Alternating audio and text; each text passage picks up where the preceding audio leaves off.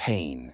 It's one of the few guarantees in life. No matter who you are, where you're from, or what you believe, pain will find you. Physical pain, emotional pain, mental pain. It doesn't discriminate. And for most people, it feels like something to run from, to numb, to escape. But the Stoics, they saw it differently. They didn't see pain as something to avoid. They saw it as something to face, to understand, to learn from. Stoicism is not just about enduring hardship. It's about transforming it. It's a philosophy that teaches you how to stand in the fire and come out forged, not burned. Let's go back for a moment. Ancient Greece, the 3rd century BC. A man named Zeno loses everything in a shipwreck. Left with nothing, he walks into a bookstore, reads about Socrates, and realizes something. We can't always control what happens to us, but we can control how we respond.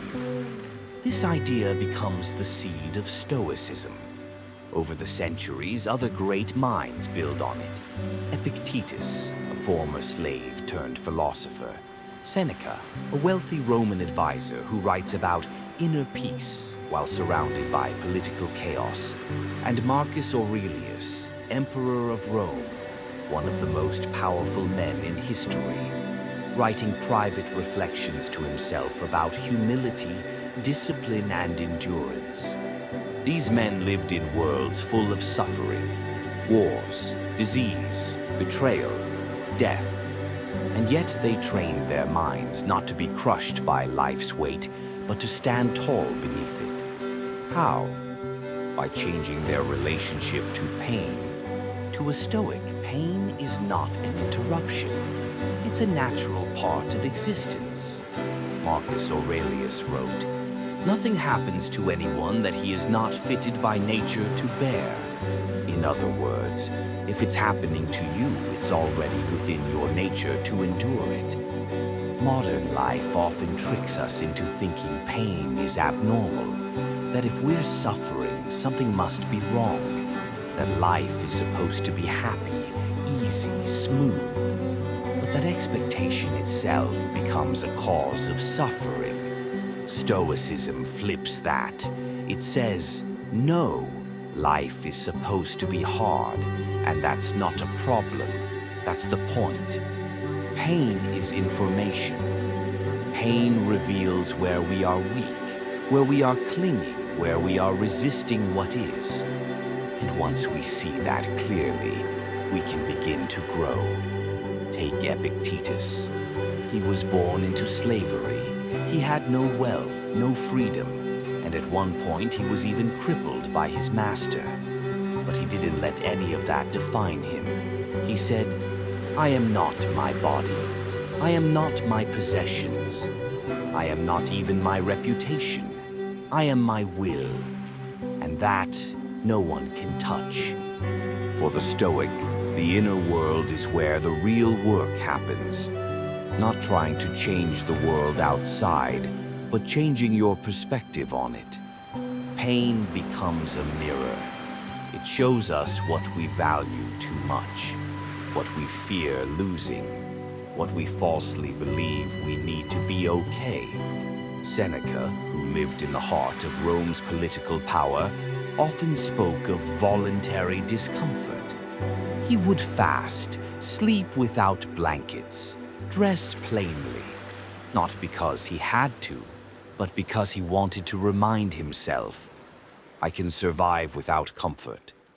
I can survive loss. And because I can, I'm free. That's the core of Stoic strength, not being hardened or emotionless, but being unshaken. Not because life doesn't hurt you, but because you've trained your mind to stay rooted. We spend so much of our lives trying to avoid pain. We distract ourselves, entertain ourselves, dull the edges with comfort. But pain always finds its way through. And when it does, we have two choices: resist it and suffer, or accept it and grow. Stoics knew this. That's why Marcus Aurelius wrote in his Meditations, "You have power over your mind, not outside events. Realize this, and you will find strength." Let that sink in. Your power lies not in controlling the world, but in controlling your judgment of it. This is radical. It means you can experience pain without being broken by it. It means you can lose what you love without losing yourself.